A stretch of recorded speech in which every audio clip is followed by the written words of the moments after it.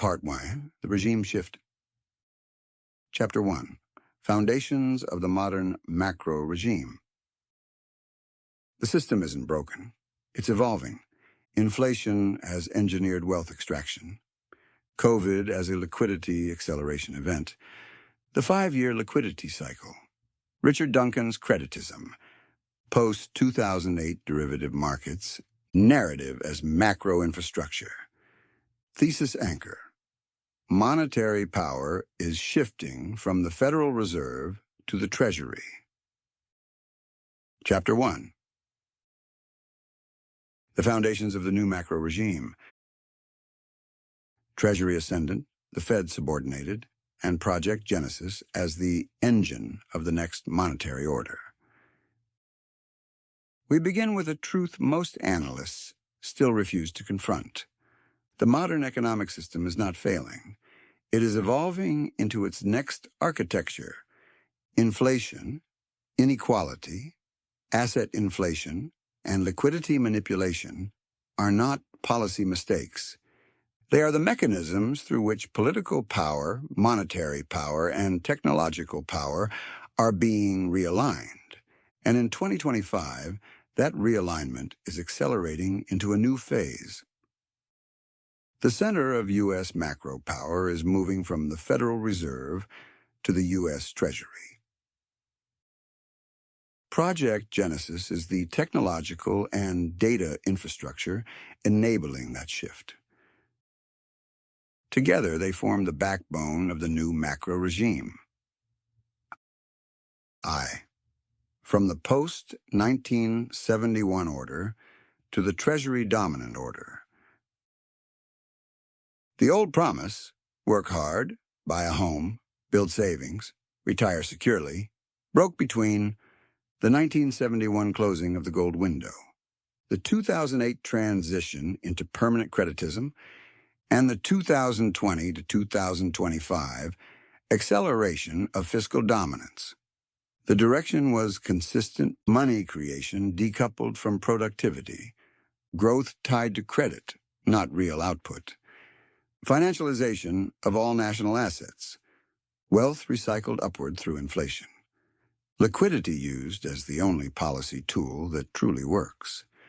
For decades, the Fed was the operational driver of this regime. But in the aftermath of the 2020 pandemic liquidity explosion, the 2022 to 2024 inflation shock, the 2024 post-election unemployment revisions, and the political backlash against the Fed's independence, the balance of power began tilting.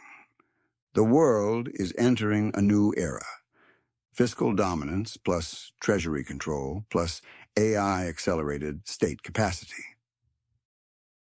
2. Inflation, the primary tool of the Treasury era. Inflation is not a mistake. It is a mechanism. It extracts purchasing power from workers, destroys the real value of savings, makes government debt cheaper in real terms, inflates asset values where institutional capital resides, creates political cover for more fiscal interventions, forces households into more leverage, more demand for credit. From 2021 to 2025, the real inflation basket made the wealth transfer function undeniable. Coffee, plus 90 to plus 110%. Frozen juices, plus 90 to plus 110%. Beef, plus 45 to 50%. Steak, plus 40 to 50%. Lettuce, plus 20 to 25%. Prepared foods, plus 20 to 30%. This was not a cycle. It was a structural repricing of the economy, a forced migration of purchasing power from households to the asset-owning class to the Treasury through real debt debasement. This is the core of fiscal dominance. 3rd, COVID and the 2020 to 2025. Turning point, the Great Transfer. COVID wasn't merely a health event, it was a liquidity acceleration event.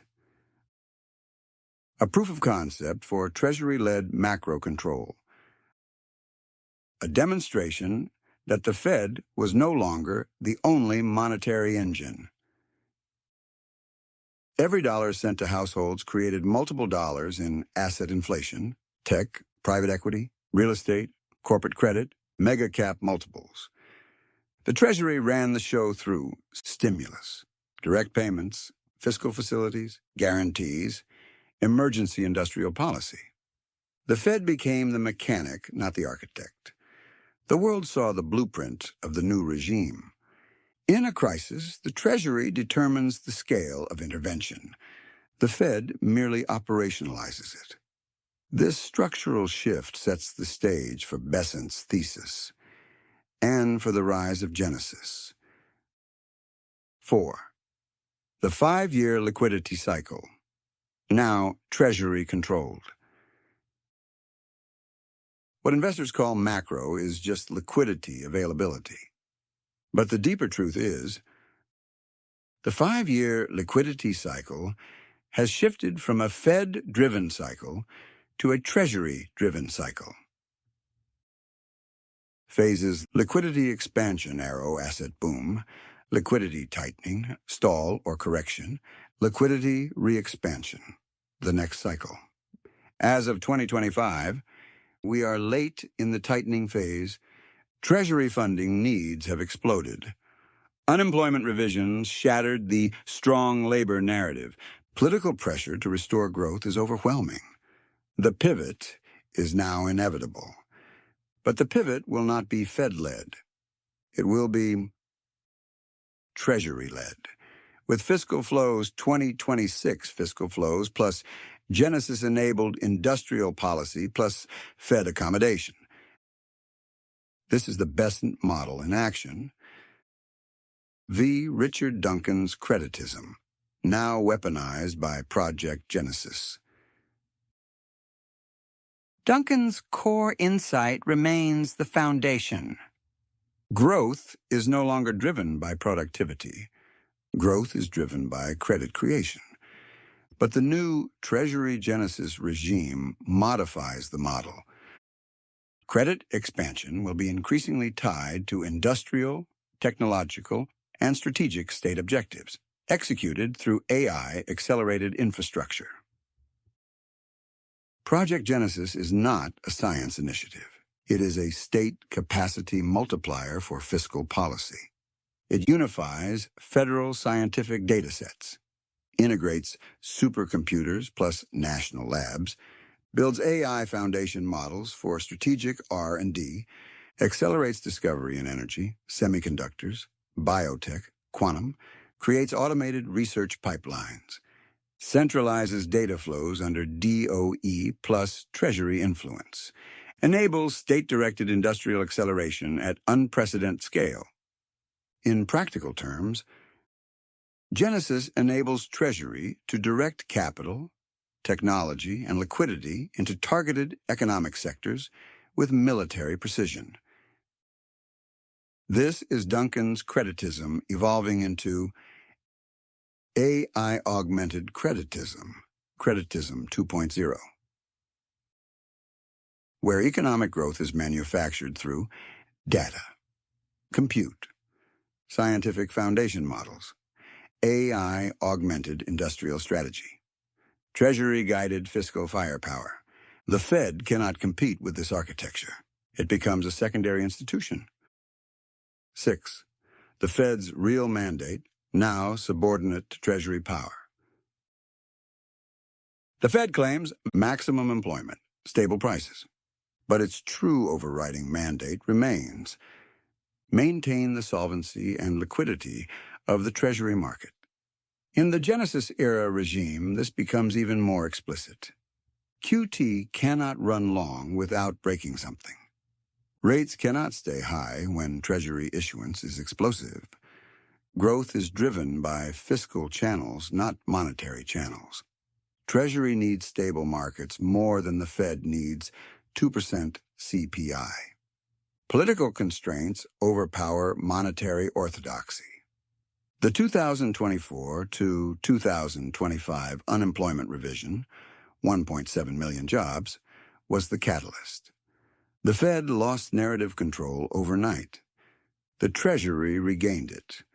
The fiscal engine now drives the bus. The Fed just keeps the tires inflated. 7.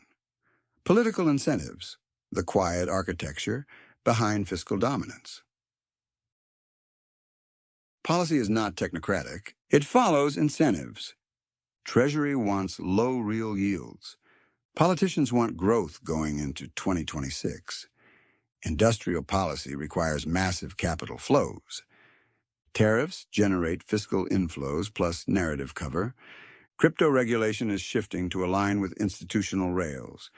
The electorate demands visible economic wins. This is precisely where Project Genesis comes in. It gives the Treasury the long-term justification for unprecedented fiscal investment under the banner of national security, scientific leadership, and industrial dominance. Genesis is politically defensible, technologically necessary, economically stimulative, strategically consolidating, aligned with fiscal dominance. It is the catalyst for Treasury supremacy. 8. Post-2008 markets, post-2025 Treasury markets. Increasing money by massive amounts and keeping the interest rate at zero introduces a greater likelihood of a misallocation of resources. By doing that, asset value increase enormously, which has the effect of increasing wealth in a new way. If you held assets, you became relatively wealthier than those who were wage earners. You create greater differences in the wealth distribution in the economy. Thomas Honig, President of Federal Reserve Bank of Kansas City, 1991 to 2011. Markets used to be about earnings and cash flow. Today they are liquidity machines dominated by derivative hedging flows. And in a Treasury-dominant regime, Treasury issuance equals liquidity conditions. Treasury policy equals market direction. Genesis-era fiscal flows equals sectoral winners. AI-driven productivity projections equals valuation floors. Industrial policy equals structural bid beneath certain equities. This is the first macro regime where Treasury policy determines risk asset outcomes more than the Federal Reserve does. And Genesis translates those policies into sustained investment, accelerated discovery, multi-decade capital demand, politically protected spending. In other words, Treasury control plus Genesis. Acceleration equals structurally higher asset valuations. 9. Narrative control, the last layer of the Treasury playbook. The new regime requires narrative coherence. Manhattan Project for AI, national security, scientific leadership, energy dominance, reshoring manufacturing, protecting America from China, 22nd century industrial base. These narratives justify fiscal dominance, weaken Fed orthodoxy, build public support, provide cover for massive liquidity waves, frame Treasury-led coordination as patriotic, not political. Genesis is the perfect vessel. It is a national mission, not a monetary tool. But functionally, it is both. X, the true macro thesis of 2025. The monetary center of gravity is moving from the Federal Reserve to the U.S. Treasury. Project Genesis is the technological engine that makes this shift possible. Creditism evolves into fiscal AI industrialism. Liquidity cycles are now Treasury-directed. Inflation, inequality, and asset inflation are not anomalies. They are features of the new regime. The new question is no longer, what will the Fed do? But How will the Treasury deploy fiscal power, industrial strategy, and Genesis infrastructure to shape the next liquidity cycle? And which assets will absorb that liquidity? This is the essence of the modern macro regime. This is the foundation of this entire manuscript. ICT.